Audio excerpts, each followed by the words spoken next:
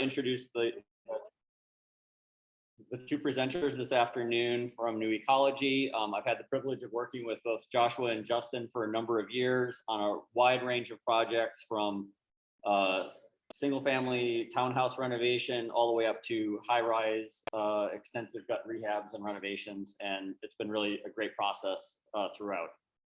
They've been an integral part of all of our teams, and ensuring that all of our projects are able to eke out as much energy savings as possible and are as sustainable as possible for the residents, and trying to provide them with the healthiest and safest environments possible. So it's been really great.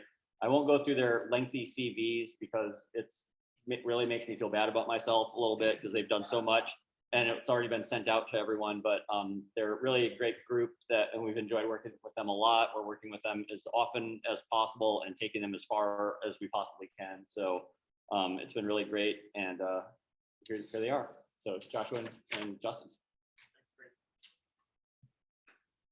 So, get sure. Yeah.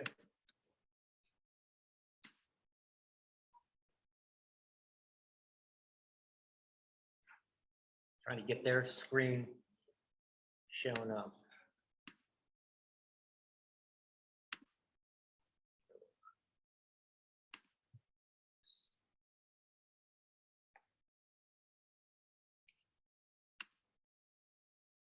Think we're good? Looks great. Okay. Thank Good. you. Good. Thank you all very much for having us. I'm Joshua Galloway with New Ecology, and we're excited to come and share some ideas and have some discussions with you all today. New Ecology is a more than 20-year-old nonprofit focused on bringing the benefits of sustainability to underserved populations. We do that through a variety of services and consulting on energy efficiency and developing new strategies for monitoring and optimizing energy in buildings, and would like to share a couple ideas with you today. Wanted to start off and kind of set the stage. As we work in green building and sustainability right now in 2022, we see a couple emerging trends. So Yep. apparently your screen sharing is not coming through to the Zoom attendees. Thank you. How to do that. Let's see.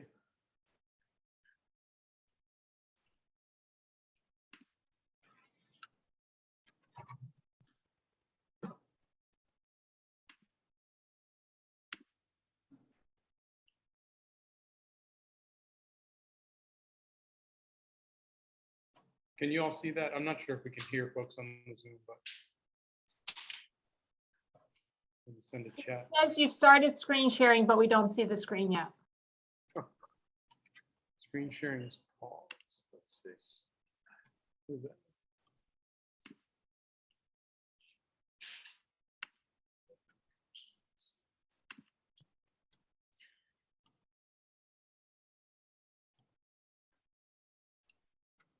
What are you saying?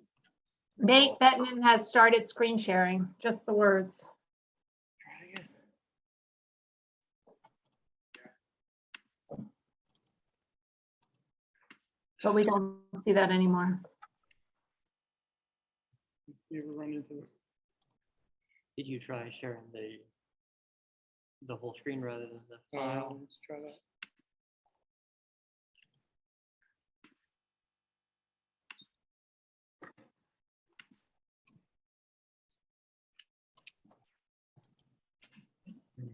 Let's try that one. Try that one last time. Okay, Okay, so they're seeing this, I think. Are you seeing it? What are you seeing Yes. now?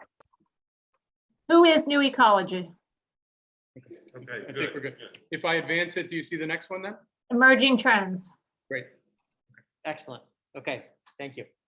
Yes. So when we work with different groups, individuals, municipalities, architects, developers, we start the conversation with these 4 items, looking at climate, health, equity, and resilience. And with climate, it used to be talking about how much energy are we going to save? And as we read about in the news every day, the conversation is larger. It's about carbon, climate, energy, and health, equity, and resilience. And so really just trying to broaden that discussion from energy to climate. Health is obviously more and more important as we spend more and more time inside in well-insulated, air-sealed buildings. One of the things that we look at with indoor air quality is combustion. And so when you have a gas range in your apartment, the combustion releases CO2 and VOCs into the air. Justin switched from a gas range to an induction range at his house and monitored the air. And so over the course of a day, making his famous tomato sauce, you can plug that later. He noticed there was a great reduction in VOCs and carbon dioxide. And so that seems to be a direct impact that can happen very early on in the design process to make sure that you're ensuring indoor air quality for residents and building occupants. Equity is a harder discussion for us as we got into it a couple of years ago. We were all excited about going to buy row homes and fix them up and realized that our role is really to listen, because we listen to the people who are most affected by the equity issues of the past and the present. In the discussion early in the introduction today, talking about redlining in Baltimore is a terrible history.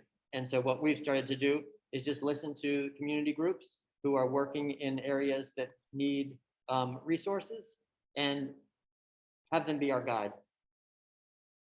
Resilience, we used to think about in terms of how do you deal with a hurricane or a power outage, and realize that it's more about the residents. How do residents and building occupants shelter in place in a power outage or a storm? And then you have to think about how you get into the building, how you get out of the building, what happens when the power goes out, how long can the residents remain in comfort when there's no heat and cooling. And so then you start to think about really well insulated buildings, backup power for things not just like water, heat, cool, but also oxygen sources, energy sources for charging batteries, and also for charging health-related issues, health-relating equipment. Justin's now going to lead us in an introduction to net zero. So we're here primarily to talk about net zero and what it means, how we can achieve it in terms of the buildings that we live in, we work in, we design. So first off, just to as Joshua said, setting the stage, what is net zero? There are different definitions. This is kind of one that we like. I'm not going to read verbatim here, but the idea is that we're generating as much energy on site as the building is using over the course of 1 year. There are going to be, kind of peaks and valley to the generation profile and the demand profile. So in different parts of the year, we're using more or less energy based on the time of day, based on the weather, et cetera. It's the same for our systems, typically solar photovoltaic, that are generating energy. There are different times of year. There's gonna be more solar resource available, more hours of daylight. But over the course of the year is where we're kind of evaluating the net zero. Net positive goes beyond that, where we're saying we don't only want to kind of cancel out our impact, but we want to provide additional clean energy back to the grid. Obviously, that's a higher goal, a more challenging goal, but something that is perhaps seeing a little bit more attention than a few years ago. These are from EPA. As I said, there's different definitions. This is the one we like. The concept of net zero can apply to other things. It could apply to water. It could apply to waste. But for the context of this, we're kind of focused on the energy question. And I think I just want to say, if there are questions, I think we can take them now. I don't see any problem with that. Yes. I've seen I've seen definitions of net zero it is achieved by storing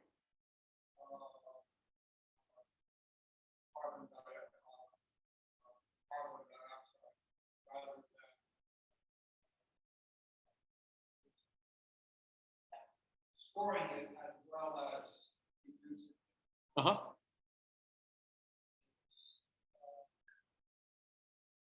Are you using just the, you're not using storage? That's correct. So the question was about, in some cases, net zero might also refer to kind of storing the carbon. We're not talking about that in this case. So there is a conversation that we could have about the embodied carbon within materials and systems and et cetera. Did we lose something? By the way, they can't hear questions from the audience, so if someone asks a question. Yeah, I'll repeat it. Yep. repeat it quickly. Not sure what happened.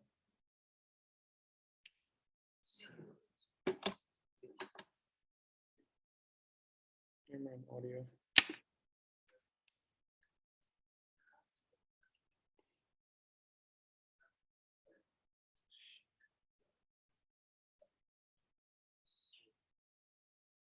Oh, I see the problem. It just got unplugged. Okay. You have to reboot it. Hopefully not. Yeah. Okay. All right. And do we have one until 1:30 roughly? Is that right? Just want to make sure for pace. Okay. So definitely there's again, the question was about storing carbon. There's a lot more focus now on the materials that we choose for buildings and kind of the carbon footprint of those, like concrete, very high carbon footprint, steel, cross-laminated timber, so mass timber projects, wood projects, much lower. And those products actually can store carbon, right? Certain products do act as a carbon sink. But we're focusing on the operational energy of the building today. So it's a really critical topic, I think, just a little bit outside the scope. Honestly, we could talk about this for hours. So we'll try and be succinct as best as possible. Looking at energy consumption in the United States, you can see a big chunk of it is attributed to buildings. I think another important thing to point out here, these sectors are all intertwined. So while yes, the buildings consume almost half of the energy in the United States, transportation, where we build buildings, where they're located, are they located near transit or not? These are all intertwining issues. So we can't necessarily think of them as independent kind of buckets. Emissions factors. This is another topic that we could probably talk about for quite a bit of time, but just to introduce it. Different fuels have different impacts on the environment, and we measure it in terms of CO2 equivalent, so carbon dioxide equivalent. You can see natural gas, propane, fuel oil, per unit of energy, they emit a certain amount of carbon into the atmosphere. They're relatively close together. On the electricity side, so as we're generating electricity from perhaps those fuels from other sources as well, there's an impact to that as well. So you can see the US average 126 right now is actually higher than natural gas, the impact from that. But it's very regional. And as we bring cleaner sources of energy online, we can easily get lower than those fuel sources in terms of the carbon impact. So the Mid-Atlantic grid, 95.7, the New England grid, 70.1, the upstate New York, where they already have a lot of renewable energy, it's a lot of hydro in that region, already 33.8. So we know that the grid will get cleaner over time, just by virtue of bringing on wind projects, solar projects, et cetera. Hopefully it happens faster, but currently we're just kind of working with with what we have, and we acknowledge that some areas of the country fare better than others. So wait a minute, oil was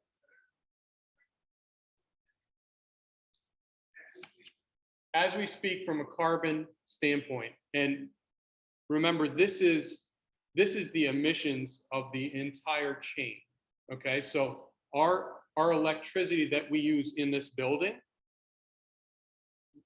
we've already kind of, by the time it gets here, something like 2/3 or 3/4 of it has been lost along the way, right?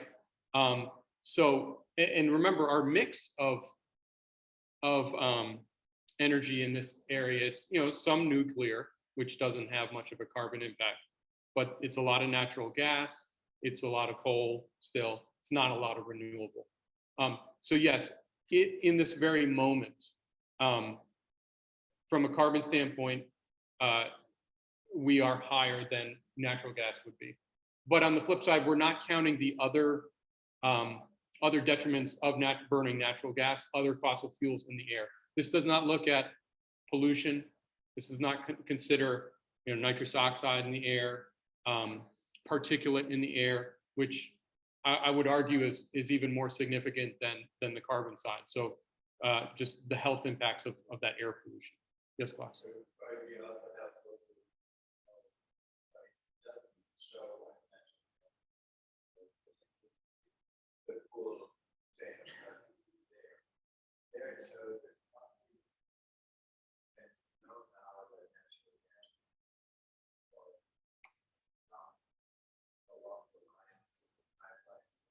Yes.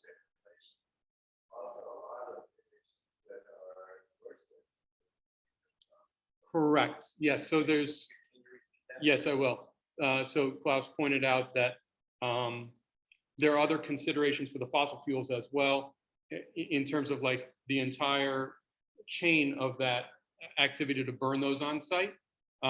So leakage into the atmosphere of natural gas, and you know, I always kind of chuckled to myself that the term natural gas, I think, is silly. It's mainly methane, right? But as a greenhouse gas, it has a much greater impact than does carbon dioxide. I think it's something like 27 times the impact. So I don't know if anyone saw the news. There's like, they found a big natural gas plume in Louisiana that they don't know where it came from. These things are not considered in this comparison, but they're also kind of have huge impacts.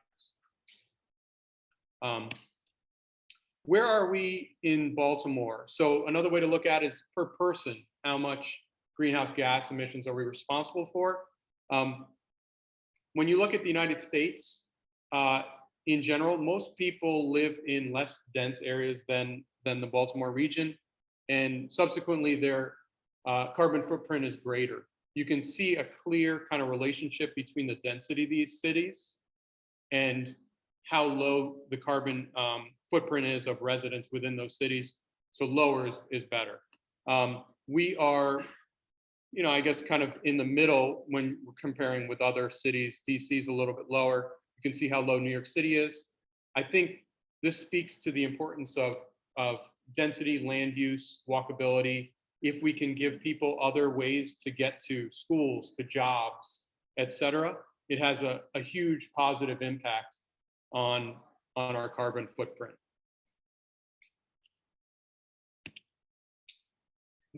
Yes. Los Angeles is very low greenhouse gas emissions, Yes. but it's inconsistent with the character, that's inconsistent with the characteristics of other cities. Yeah. Question was about Los Angeles. And I guess in terms of the built environment, what you think about Los Angeles, it's not quite what you think about New York City in terms of how it's constructed, right? I think from the standpoint of density, it's still far more dense than the United States in general, right? So we would expect it to be far lower than a typical citizen of the United States. Actually, LA is probably the densest city in the country. It's compact, it doesn't have the high rises of New York City.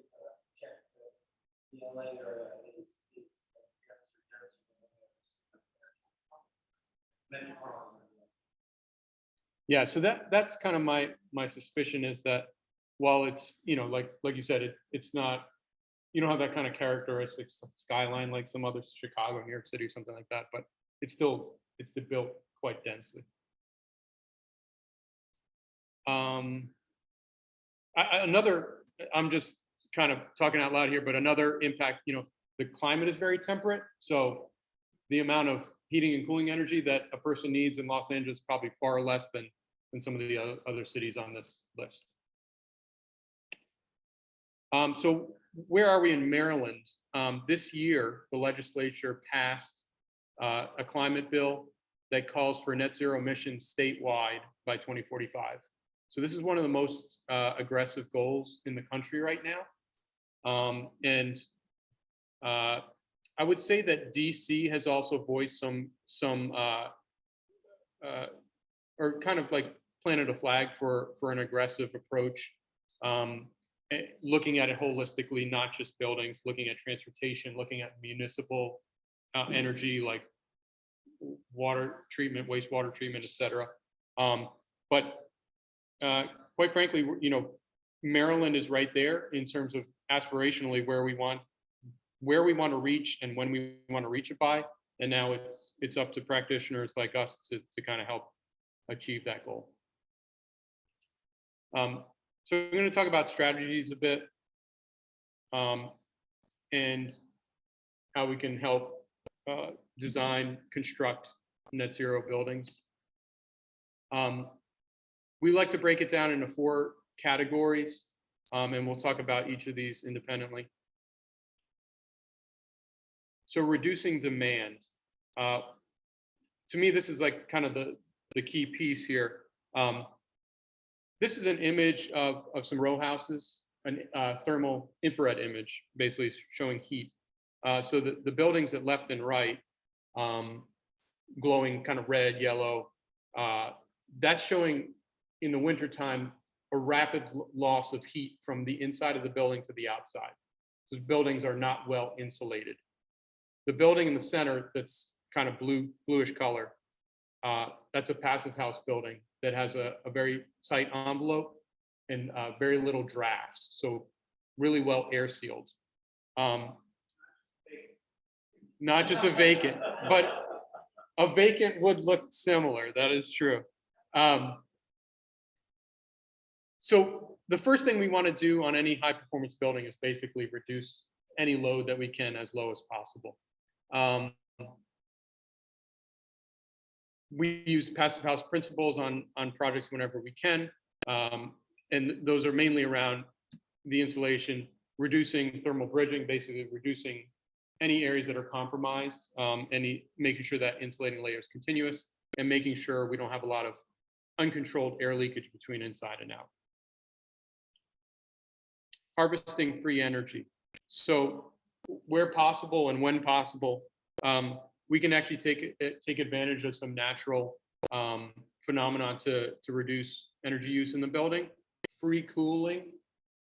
So there are times of the year, there are times of the day when we can actually flush the building with cool air. Something that has been more common on commercial buildings. We're starting to see it on multifamily buildings as well. It's something that, depending on the systems that are installed, may be able to take advantage of. Obviously, in our climate where humidity is a real concern, it's not as effective for as many hours of the year as other places, but it's still something that we can consider. Natural light, quite simply, if we let the light in, we don't have to use as much artificial light, which helps reduce the energy use further. And then optimizing windows. When we think about the size of the window, the shape of a window, what orientation it's facing, how it's shaded, what the characteristics of the glass are, we can kind of fine tune that such that typically a window is a net negative for energy, right? I mean, we need windows for obvious reasons. But the balance of energy is it's basically losing heat rapidly in the wintertime. And you can tell that just by, you sit next to a window on a cold day, you feel it. And it's potentially gaining a lot of solar energy in the summertime when we don't want it. We can sometimes flip that on its head, and as I said, with shading and determining the orientation of the window, we can actually have a net positive window where we're receiving more energy in the heating season than we are kind of losing, so to speak, in the cooling season, or admitting more beneficial heat in the winter than the detrimental heating in the cooling season.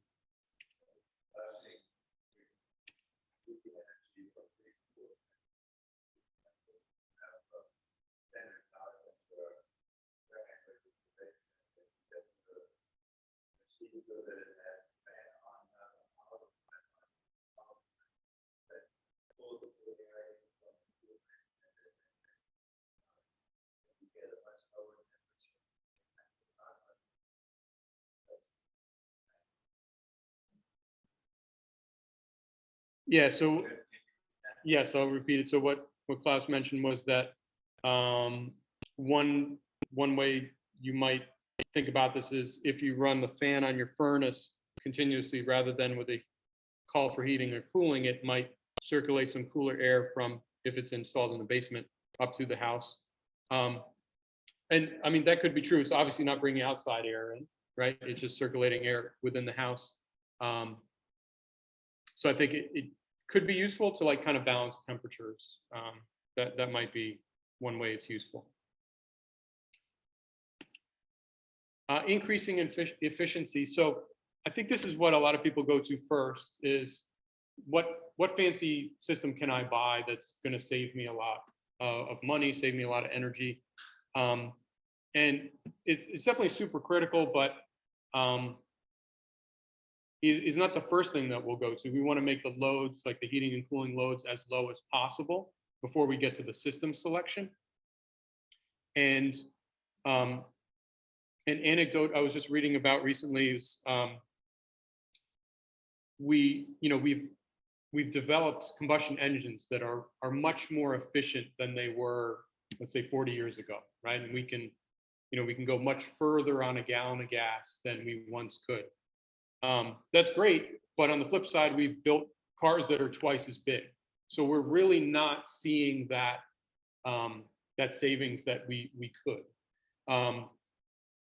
That's why the demand, reducing the demand, making the building as efficient as possible is the critical piece. And then we get to system selection.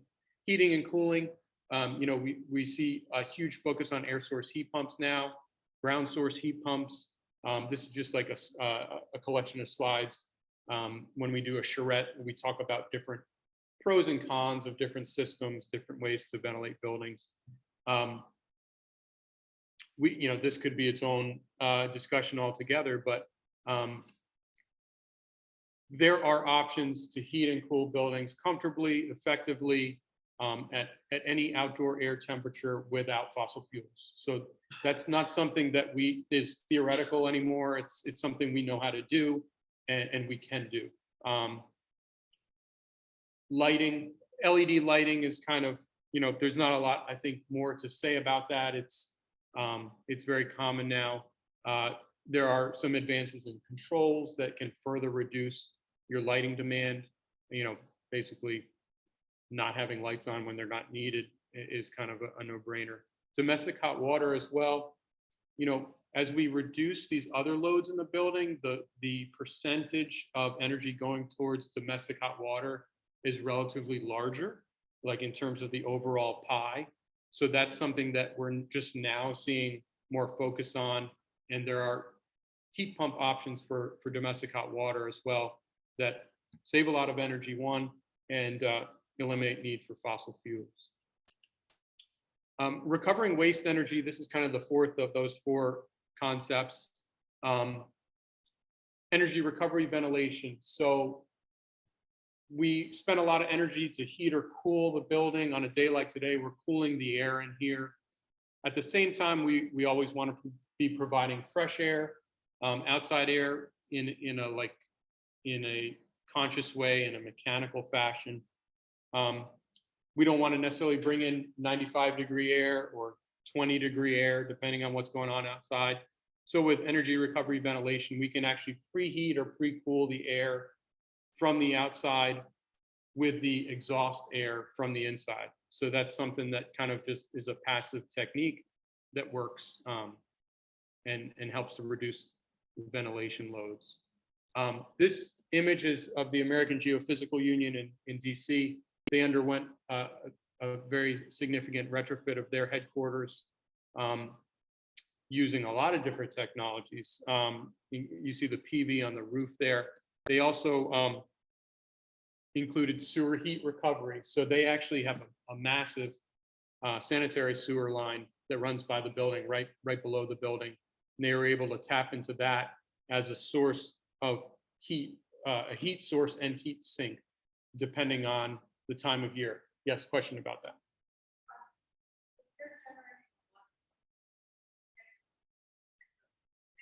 Yes, yes.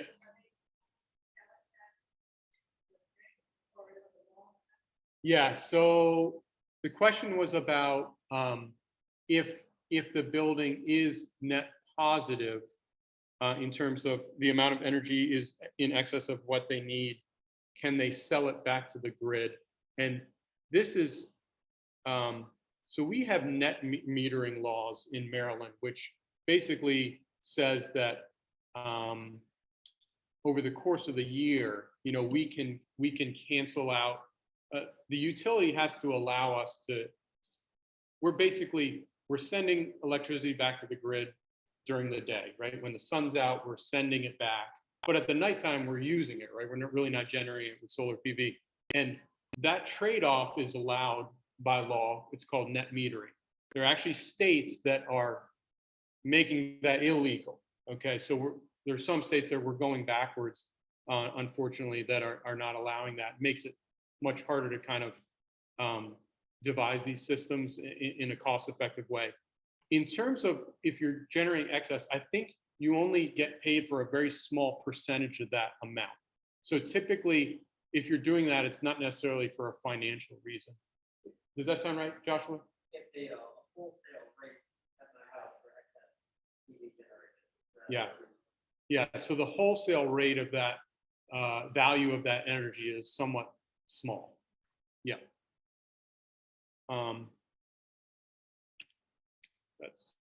We've looked at sewer heat recovery on 1 or 2 jobs recently, and it's a lot of interesting challenges, but we understand that there are now multiple projects in DC pursuing that. We haven't seen it in Baltimore yet.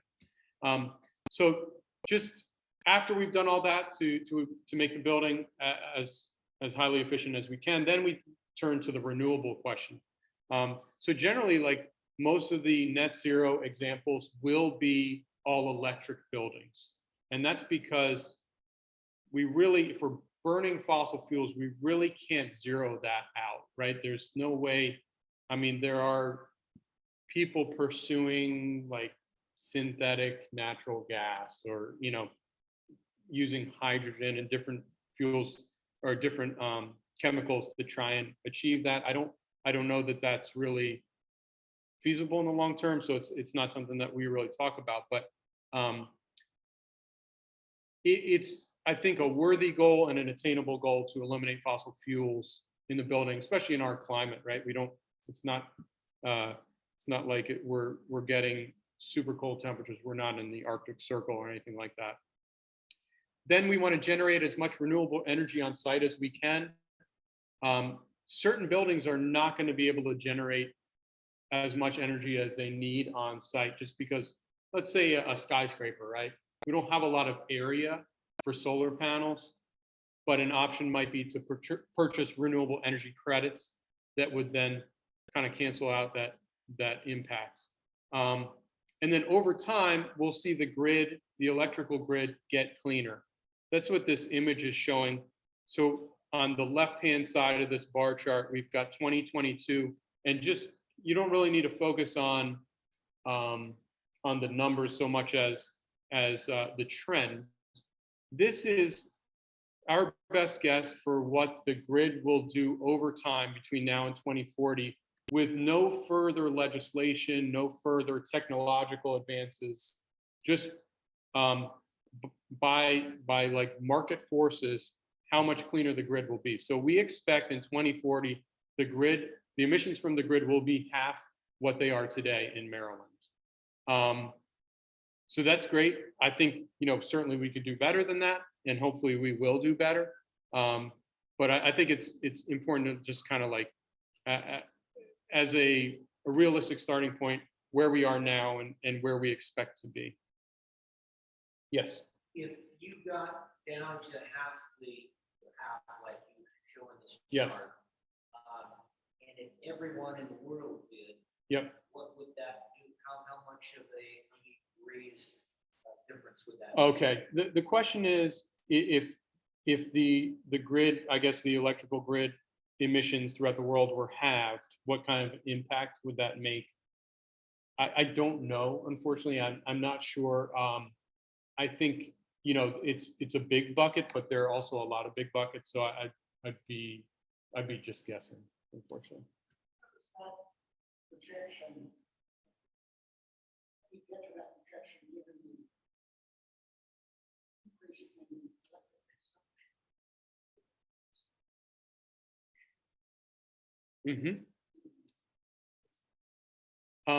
The question is, how do we get to this projection, kind of in conjunction with an expected increase in electrical demand from electric vehicles and other things? That's a good question. This is an NREL visualization that you can actually, it's kind of neat. You can go on, if you search Cambium, it'll come up. I don't exactly know, but I will say that we've got right now we've got a blend of fuels that go into the electrical mix, and we know that some of those less clean sources are just going to be sunsetted. They're just not going to be cost effective to operate anymore, or they're older plants that are not as efficient to operate, that will just reach the end of their life. They're going to go offline, and we'll have to replace them with other sources. Right now, because of different regulations and just the technology itself, depending on where you are, it's already cheaper to build renewable sources in terms of new power production than it is fossil fuel. So I think that's a big part of it. Is just the cost of new utility scale renewables is cheaper than other methods.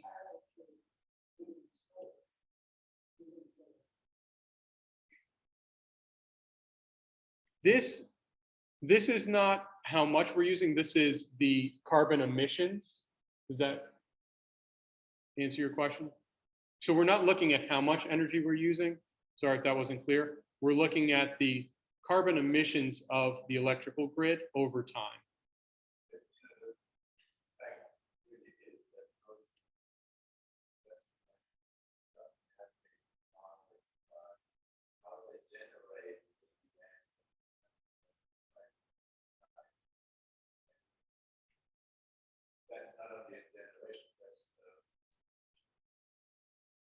Yes.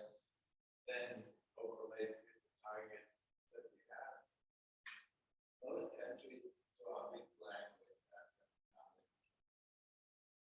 So yeah, just to summarize, I guess Klaus is saying that countries can't put specifics to how they will handle this transition. Is that kind of what you're? To meet the additional demand. Yep. Yep. It's going to be a challenge. I won't pretend otherwise, but it's one we kind of have to face. Yes.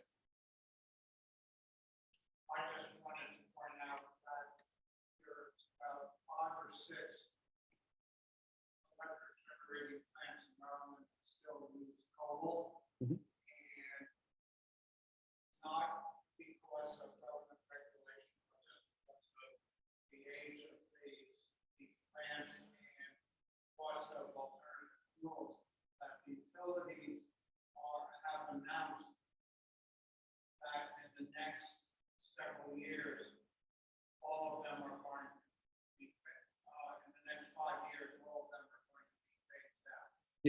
So And that's voluntary. so what the point was that some coal burning plants are being phased out in Maryland, just because they're not cost effective to operate. I'm not going to talk about this slide because we don't really have much time to do that, but we've been working with some clients to kind of conceptualize upgrades to their existing buildings, and over time, what that does to both the operating expenditure and the energy intensity of those, trying to get to electrified, highly efficient buildings. You can ask us about that offline. Josh was going to talk about some case studies. Unfortunately, we haven't left him much time, but. We can go another 10, 15 minutes. Okay. Okay. So we've had the pleasure of working on several projects with Quinn Evans, and one of them is Hyacinth's Way, which is affordable multifamily in DC. And Quinn Evans, working with Brandon and Nikita Reed at their office, were able to get a grant from DC government to pay for a net zero analysis. So we basically took the conceptual building design and looked at options for building envelope, solar shading, heating, cooling, and ventilation. And so it was an ideal practice in that we could look at all the different options and then come up with what kind of makes the most sense. In looking at solar PV, we were able to model different orientations of the panels. And so whether they're north, south, east, west, aligned with the building orientation or aligned with north-south orientation. And each one shows you a little different production. And so based on the panel type, the orientation, you can fine tune kind of how much energy is going to be produced. And that, as just mentioned, all of these things are related. So some of the things that we looked at. Also looked at combined heat and power. And that's when you basically have a power plant in your building. And it's a natural gas powered engine that then creates electricity and is a byproduct heat, which you can use for heating hot water or use for space heating. One of the issues is that the owner did not want to use any combustion on site. And so that kind of took that out of the mix.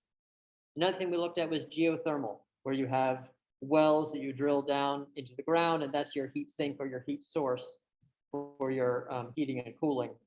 The site is very hilly, and the building takes up the majority of the site, and so it was not a good use on this site.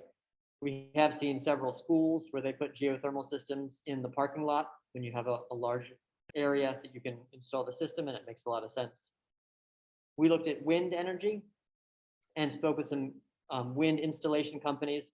And the bottom line, they said, is if you're on a site and the wind is so strong that it is uncomfortable, then it is a good location to do wind generation. So on the coast, on a mountain, not in DC.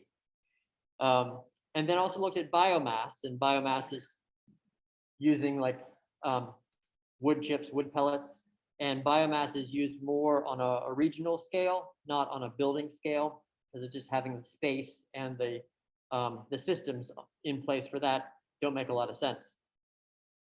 We kind of went back to what we had, which was water source heat pumps for the building, but it was helpful to just kind of run through the options and document how this building could operate with these different systems.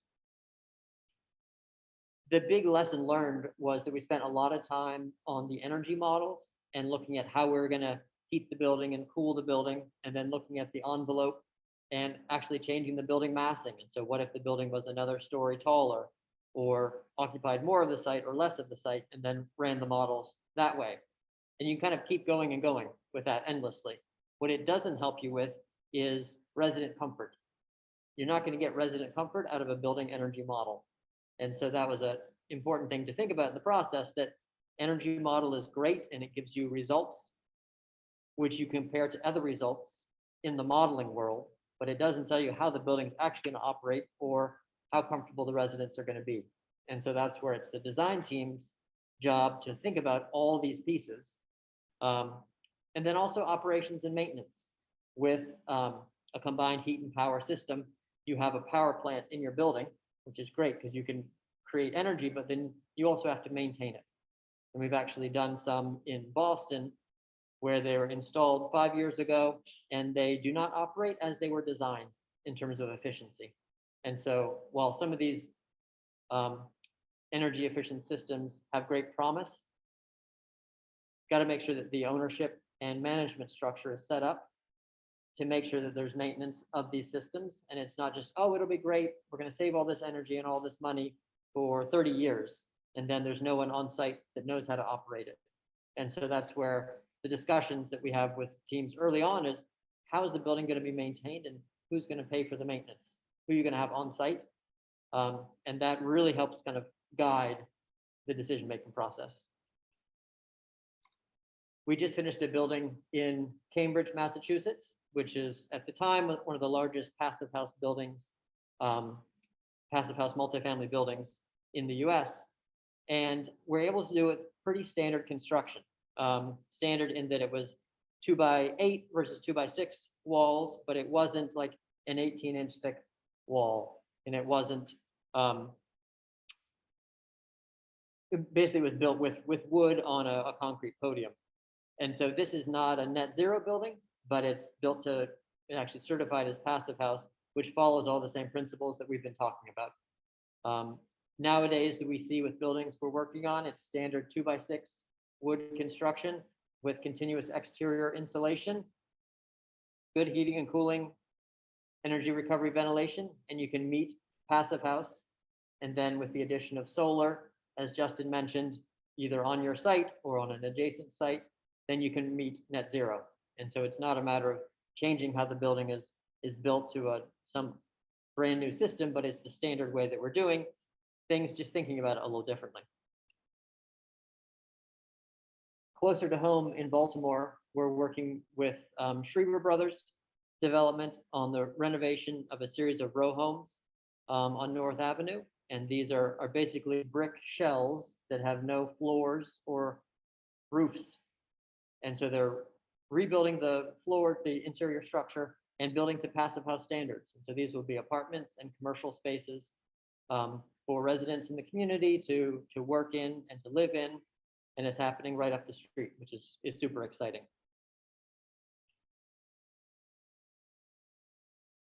In Virginia,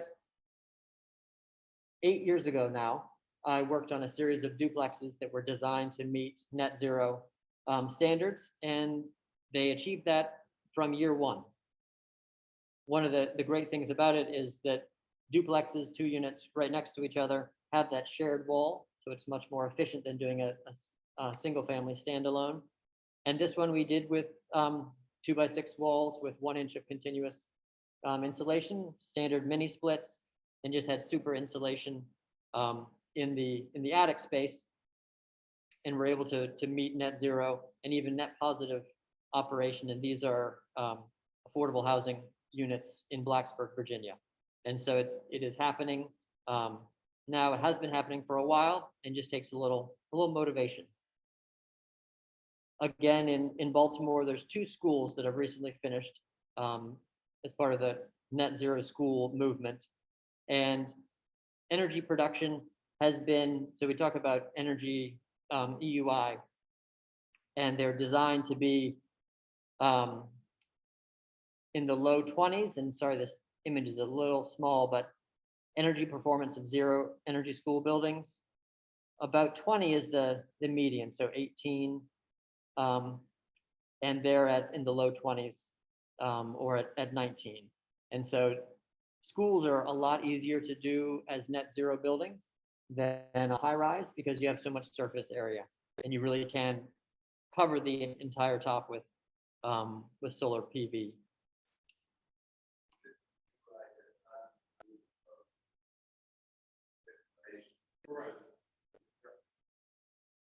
And so cost is maybe not everyone's favorite question, but an important question. And this graphic shows construction cost for proposed buildings in Pennsylvania using the Pennsylvania Housing Finance Agency funding, so low-income housing tax credit in Pennsylvania. And passive house is in blue and non-passive house is in white.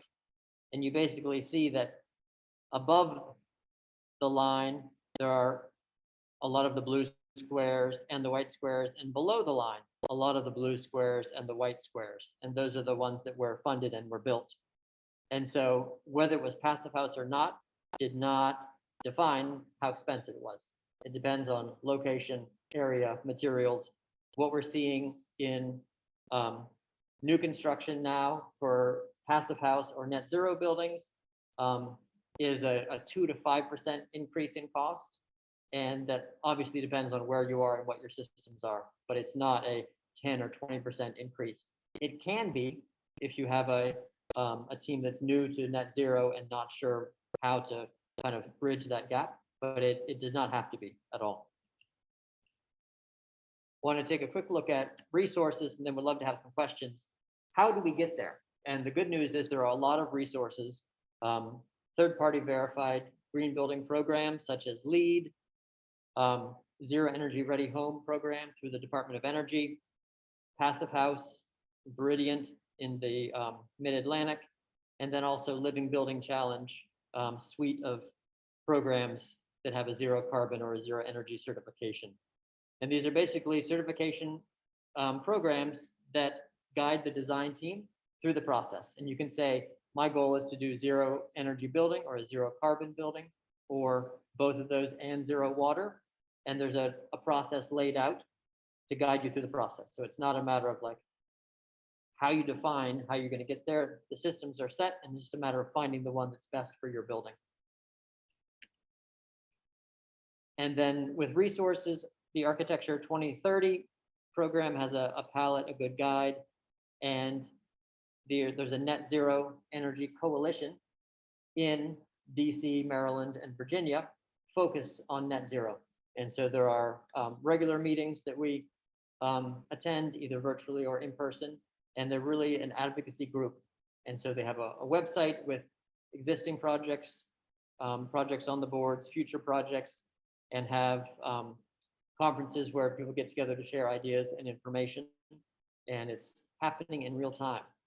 I would say our call to action is that any project that people are talking about, whether it's a renovation or a new construction or a conceptual idea for 5 years from now, to be thinking about the ways you can get to net zero energy and water and carbon, because it is possible and we need to get there.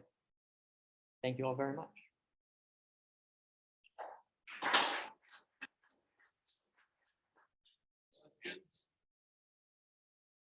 I take it from your slide that there's only a $2 per square foot difference between a net zero house and a house. Is that same kind of differential on a larger multifamily project? You guys have a sense for what the differences on where? Yeah, so we do mainly multifamily work, and it's, sorry, the question was if it's a similar cost increase between single family and multifamily. And we do mainly multifamily work. And so that's the 2 to 5% cost increase we see from a standard green building to a net zero building. I think one thing to point out is some of that. So the information from Pennsylvania, the chart from Pennsylvania Housing Finance Authority, that was from 2016. So it's not brand new data. I think that the key takeaway there is that kind of what Joshua was saying, there's not necessarily a pattern. So, some of the high performance buildings were higher, some were lower. It's not like there's an across the board, financial penalty for pursuing that. I think having the contracting team with some experience is really critical though. And we have had projects that were priced by a contractor that was not familiar with some of the techniques that were, completely insane. So it's not like it doesn't happen. The 2 to 5% premium is relative to the kind of base level building in Boston, and their code is quite, they require a fairly efficient building to start. So if you're operating somewhere where the energy code is not very stringent, your premium is likely going to be greater. And so I think there's just, like anything, there's a lot of caveats, but we can do it in a way that doesn't completely break the bank. And also the utility costs are within line of a building that has, say natural gas or something like that. There will be a cost premium because some of the systems are more expensive.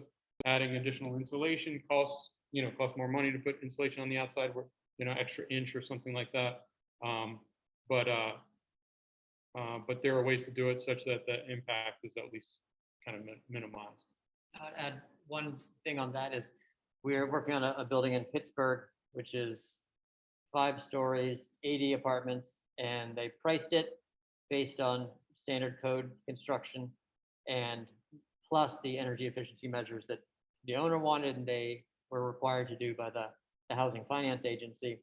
And the only changes we had to do to meet Passive House were to improve the windows and to improve the ventilation system. And so it was like a $60,000 to $80,000 change on a 80-unit building. Granted, this is in design, so a million things still to figure out, but early on, that the owner was comfortable saying, okay, we'll go for Passive House. A couple of years ago, we had a presentation by a group that was involved in the PACE program. How important is PACE to what you're trying to accomplish, and is it growing, and what do you see for that? Yeah, we're familiar with PACE. We've not done any PACE projects. So I don't know if Justin, you have anything to add on that? I know that they're pushing it fairly hard in DC in particular. We haven't seen as much. I don't think we've seen as much interest in Maryland as we have in DC. Hopefully that's another financing mechanism that'll help, but I don't think we have personal experience with it yet. Klaus? Speaking a bit about the dollar generate cost on buildings and sales that from the housing price 80% last years. My understanding is that now the rules that can apply these changes somewhat. It's very expensive. People don't need to get any sunshine all day, and now you put them also on sides of the building where related to that, what are the rules that fire department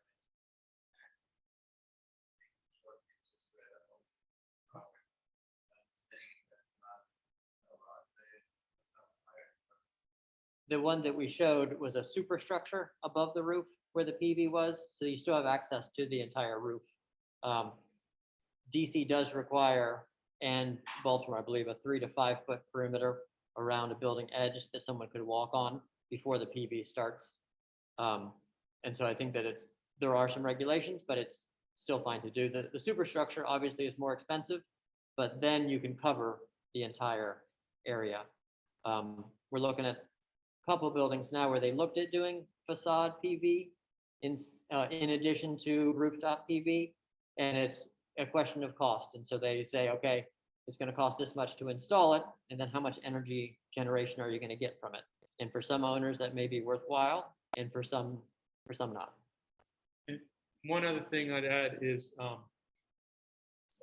like you were explaining, the cost of PV, the actual materials, the panels, the modules, the inverters has come down rapidly. Unfortunately, the biggest chunk of the installation cost is soft costs.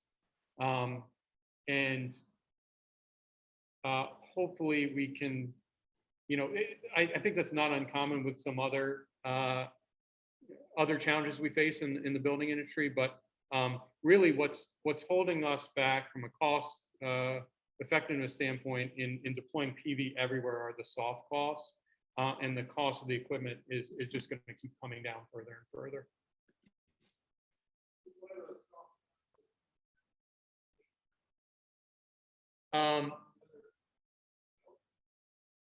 Yeah, so Dave asked, what are the soft costs specifically? It is the labor. There's a lot of kind of built-in approvals that need to take place, and quite honestly, it can be very time-consuming. And I think, at least in my opinion, some of the delay is intentional on the part of the utility, that they're making the process more onerous than it needs to be, because it's a threat. I guess that's my personal opinion, but if you kind of Google interconnection issues, there's been some talk about that in the news recently, and basically they're looking to slow the number of systems that are being connected.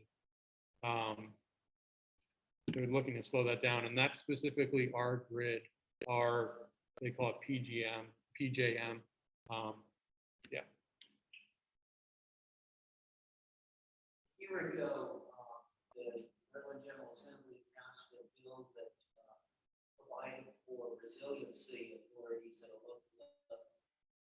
How much of that has moved forward and where?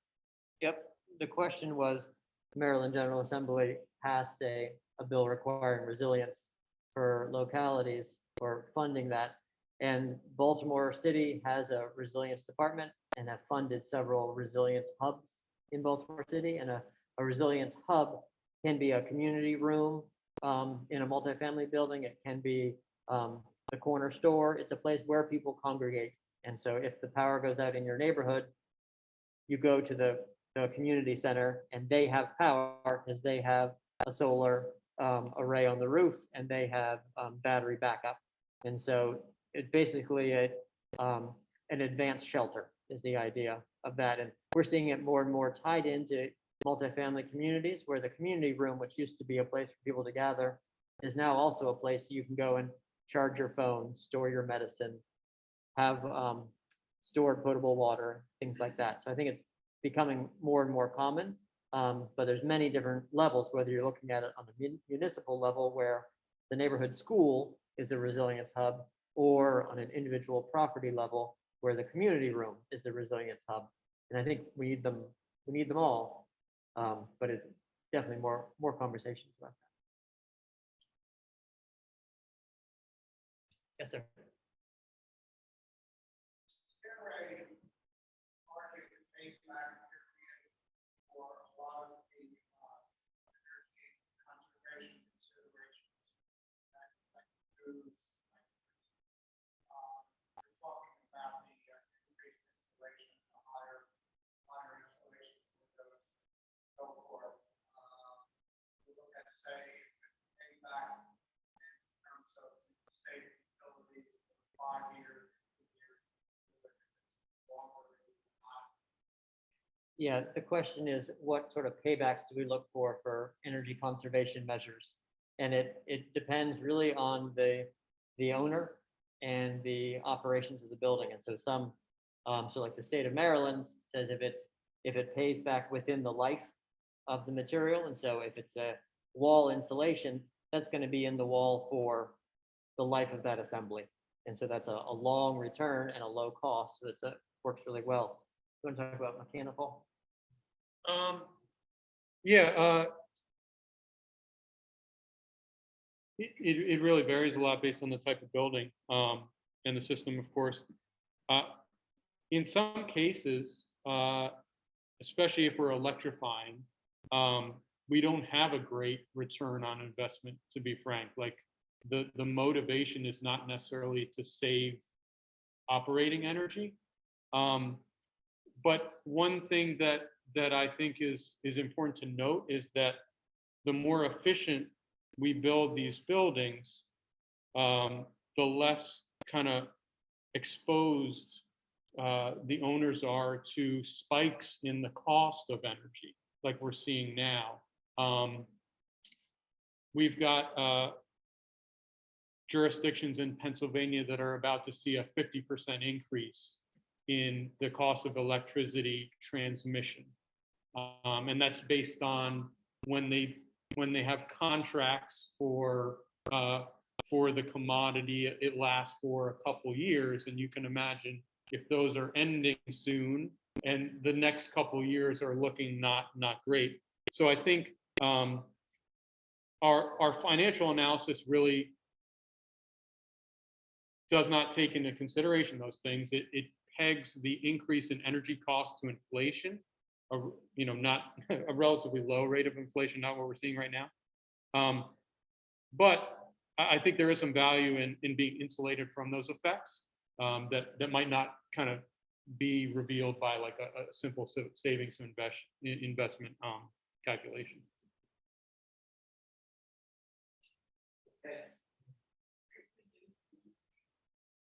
Let's see, we can kind of see them here.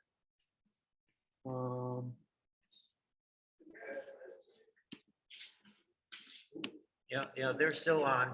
Yeah, if there's any Zoom questions, let's see, did we miss any in the chat? Thank you very much. Please read questions. Hopefully we did both of those. Yeah, one thing I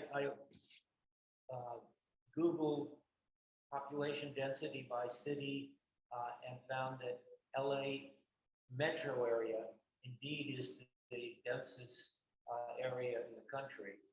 59 people per acre as compared with 47 in New York. But within the central city, New York is 8 times as dense as LA. Okay, but thank you, Justin. Thank you, Joshua. Great presentation. And everyone come, I guess next month is Lexington Market for, please come and I don't think we can do that one virtually or can we? No, we're getting a tour and so please come.